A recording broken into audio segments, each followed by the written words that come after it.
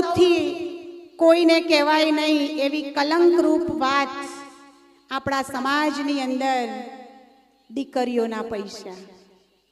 આ તો એટલું મોટું કલંક છે ને કે આપણા 99 ગુણ આ એક અવગુણથી ખતમ થઈ જાય છે. દીકરીઓ વેચાઈ રહી છે. આપણે કેવા સમાજના છીએ? આ ચૌધરી સમાજ દીકરીના ઘરનું પાણી ના પીવે. 50 વર્ષ પહેલાના વડીલો દીકરીના ઘેર જાય ને તો બપોરે જમીન જતા અને સાંજે જમવાના ટાઈમે ઘરે આવી જતા. હાય હાય, દીકરીના ઘરનું પાણી ખપે? દીકરીના ઘરનું તો પાણી એ ના પીવાય. અને આજે દીકરીઓને વેચી રહ્યા છીએ. દીકરીઓના 20-20 લાખ, 25-25 લાખ, 50-50 લાખ. આ માટે દીકરીઓને જન્મ આપ્યો? લક્ષ્મી લૂંટાઈ રહી છે.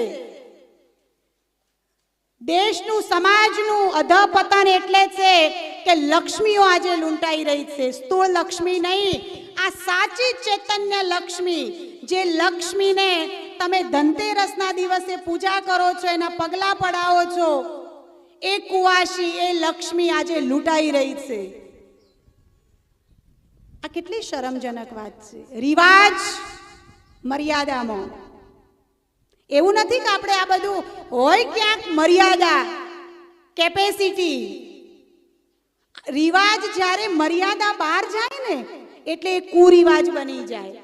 અને આ કુરિવાજ એ ક્યારેય સમાજનું ઉત્થાન ના થવા દે. ગમે તેટલા સમાજો ભેગા કરો, જ્યાં સુધી આ કુરિવાજો ખતમ નહીં થાય.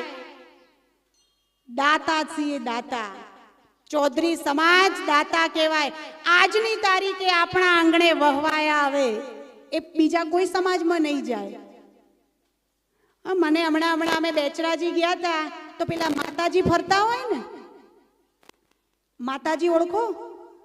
કપડા પુરુષ હોય સ્ત્રીના કપડા પહેરીને ફરે. તો એ લોકો એવું કહેતા હતા, અમારા ત્યાંના પટેલો અમે બધા લઈને ગયા હતા, તો એ લોકો એવું કહેતા હતા કે અમે ચૌધરીના ઘર સિવાય ક્યાંય કોઈનો દાણો લેવા ના જઈએ. કેટલો આ ઉજળો સમાજ, કેટલો આ સંસ્કારી સમાજ. આપણે કેવા દાતા, ઢોર ખાય, મોર ખાય, ચોર ખાય અને વધે આપણે ખાવાવાળા. આજે આ એક દૂષણ આપણને દરેક જગ્યાએ કલંકિત કરી રહ્યું છે.